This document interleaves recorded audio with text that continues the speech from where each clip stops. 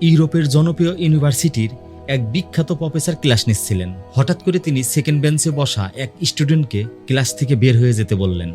সেই স্টুডেন্ট অবাক হয়ে প্রফেসরকে জিজ্ঞাসা করলো, স্যার আমি তো কোনো অপরাধ করিনি, তাহলে আমি কেন বের হব? তখন প্রফেসর বলল, তুমি ক্লাস থেকে বের না হলে আমি ক্লাস কন্টিনিউ করব না। সেই স্টুডেন্ট মন খারাপ করে ক্লাস থেকে বের হয়ে গেলেন। প্রফেসর তার লেকচার শুরু করলেন। এবার তিনি তার স্টুডেন্টদের প্রশ্ন করলেন, আইনের কোন বিষয়টি তোমরা সবচেয়ে ভালো মনে করো? তখন এক স্টুডেন্ট বলল, সামাজিক নিয়ম কানুন। প্রফেসর বলল, এটা ভালো, কিন্তু আমি আরো ভালো উত্তর আশা করছি। তখন অন্য এক স্টুডেন্ট বলল, মানুষের অধিকার নিশ্চিত করা। প্রফেসর বলল, এটাও ভালো, কিন্তু আমি এর চেয়ে ভালো উত্তর আশা করছি।